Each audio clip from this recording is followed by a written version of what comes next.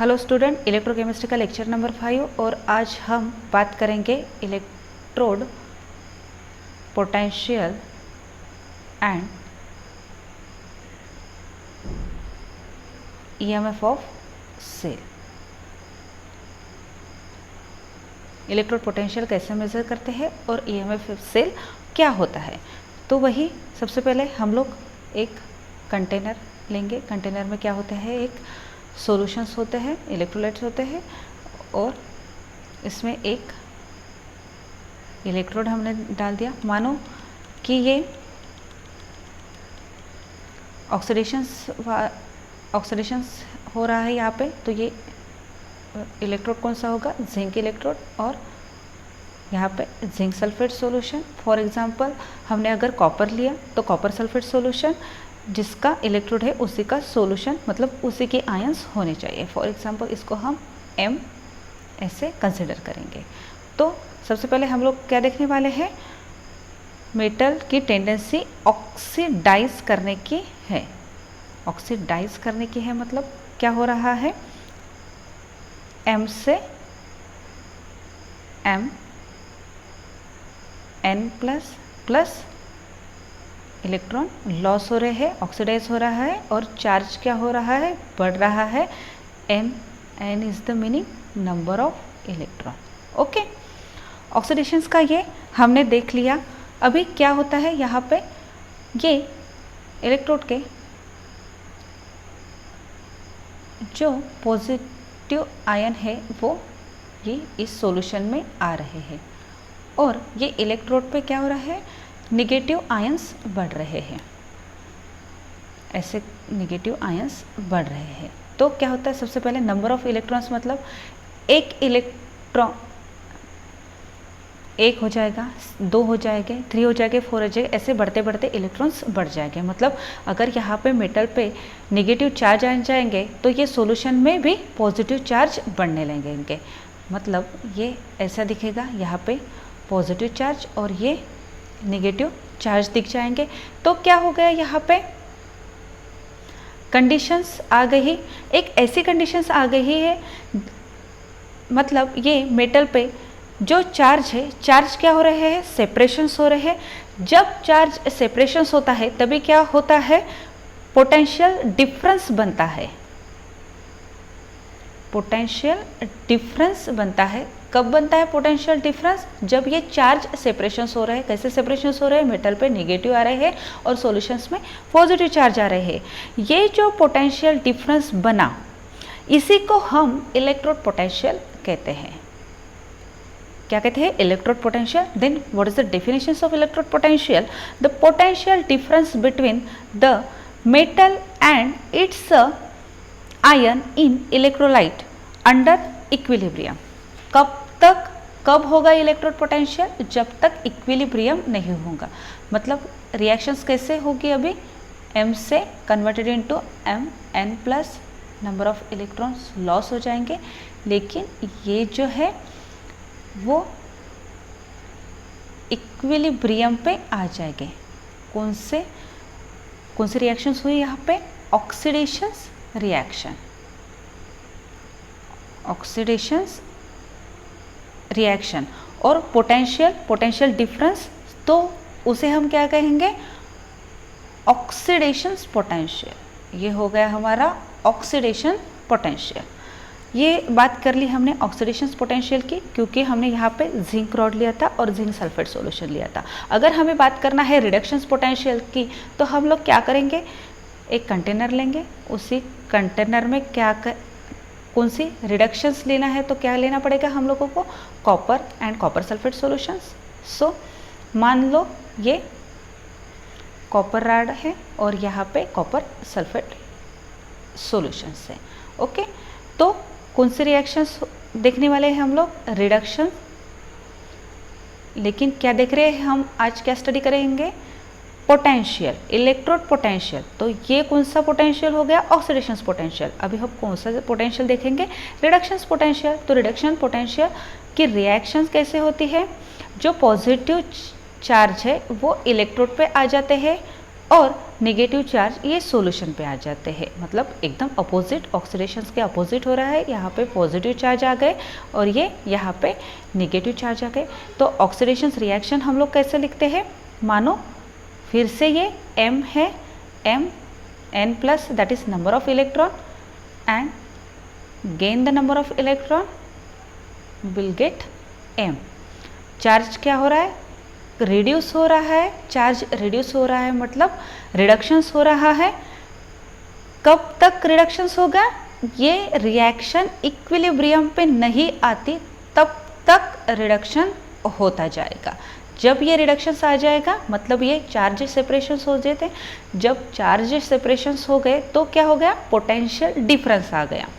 तो इसी को क्या कहते हैं, पोटेंशियल डिफरेंस। अगेन हम लोग डेफिनेशंस वही देखेंगे, potential difference between metal and its ion in electrolyte between under equilibrium condition.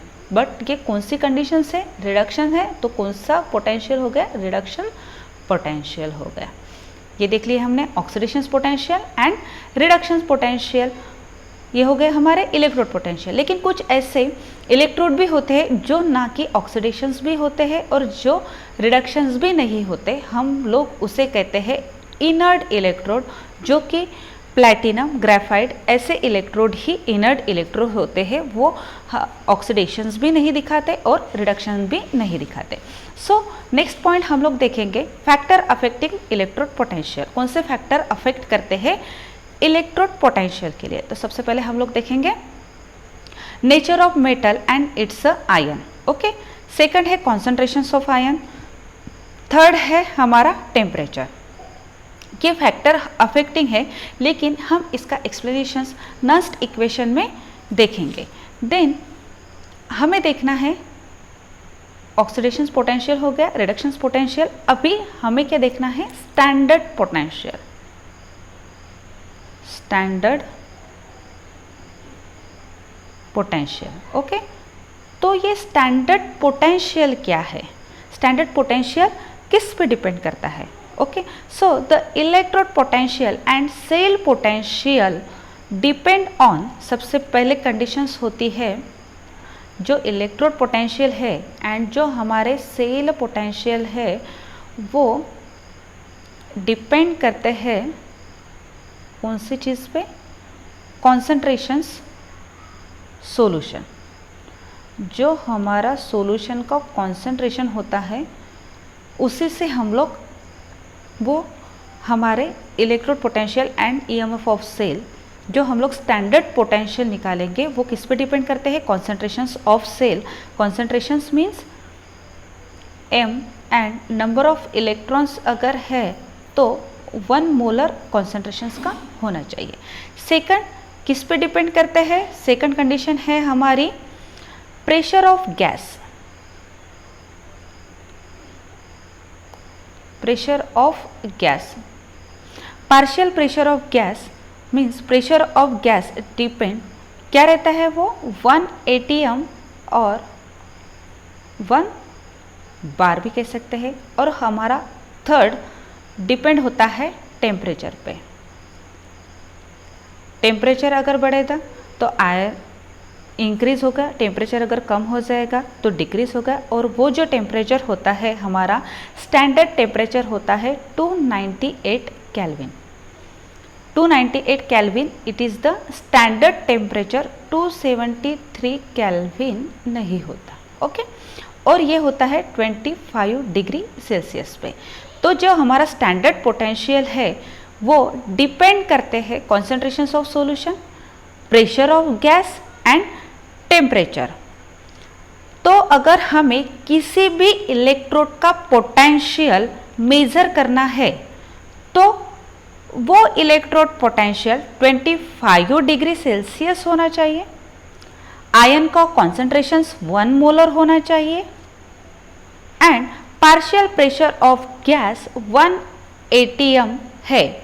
वहाँ पर इलेक्ट्रोड पोटेंशियल डिफरेंस कर सकते हैं। अगर ये कंडीशन है तो वहीं पे इलेक्ट्रोड पोटेंशियल डिफरेंस मेजर करते हैं, तो उसको हम स्टैंडर्ड इलेक्ट्रोड पोटेंशियल कहते हैं।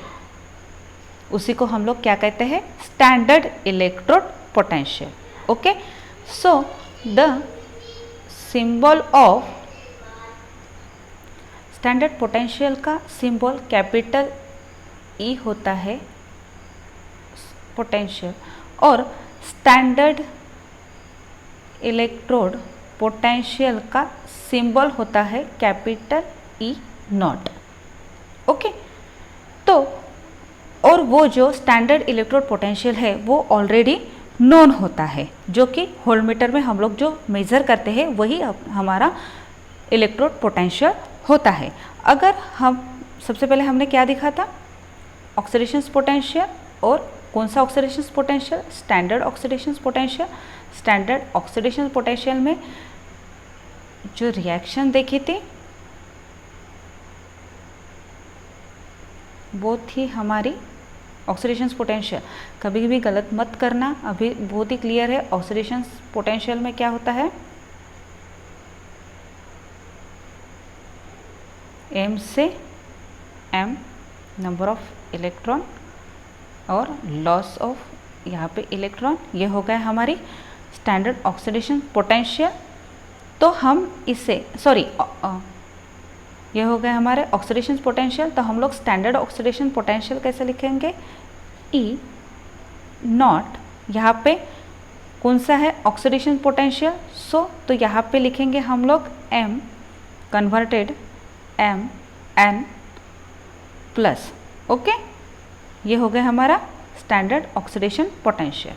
अभी क्या होगा, कौन सा रिएक्शन देखेंगे हम, स्टैंडर्ड रिडक्शन पोटेंशियल। तो स्टैंडर्ड रिडक्शन पोटेंशियल,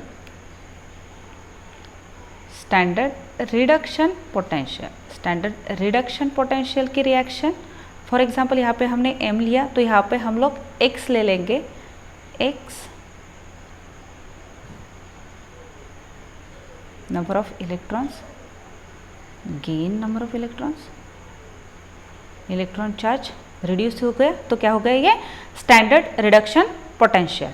ओके, तो हम लोग ये स्टैंडर्ड रिडक्शन पोटेंशियल कैसे लिखेंगे,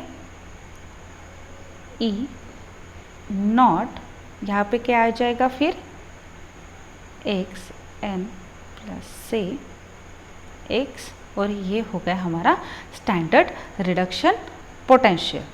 okay, don't be confusion standard oxidation potential and standard reduction potential, it is very clear. So according to IUPAC, जो IUPAC ने का कन्वर्शन था, उन्होंने बताया कि standard potential of an electrode is taken as the reduction potential. जो हमारा standard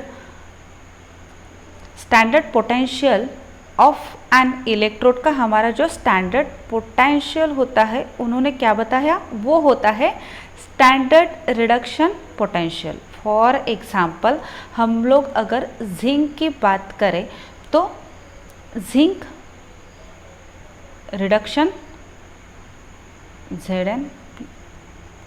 okay, तो ये जिंक का अगर रिडक्शन, तो इसका ये है 0.76 वोल्ट है, और तो स्टैंडर्ड रिडक्शन पोटेंशियल क्या आ जाएगा, is equal to -0.76 volt. It means it must be realize that standard oxidation potential of any electrode is numerically equal to its standard reduction potential with the reversible of sign। क्या कहा मैंने, reversible of sign. Okay, for example हमने zinc का लिया, zinc का अगर standard oxidation potential है हमारा 0.76 वोल्ट, तो स्टैंडर्ड रिडक्शन पोटेंशियल क्या हो गया, रिवर्स हो गया, -0.76 वोल्ट हो गया, और ये क्या है, स्टैंडर्ड रिडक्शन पोटेंशियल। और IUPAC के अकॉर्डिंग टू जो हमारा स्टैंडर्ड पोटेंशियल होता है वो क्या होता है, स्टैंडर्ड रिडक्शन पोटेंशियल ही होता है। तो हम लोग विल बी, यालाच म्हणते या इसी को बोलते हैं स्टैंडर्ड पोटेंशियल। तो हम लोग E standard cell is equal to that is E naught reduction, reduction कहाँ पे होता है एनोड, और E naught reduction cathode. Okay, तो ये है हो गई हमारी ईएमएफ ऑफ सेल। तो ये लेक्चर में हमने पढ़ा electrode potential and EMF of cell कौन से फैक्टर अफेक्टिंग करते हैं, और standard oxidation potential and standard reduction potential. Next lecture में हम लोग देखेंगे नस्ट इक्वेशन। तब तक आप ये पढ़ लो एंड थैंक यू।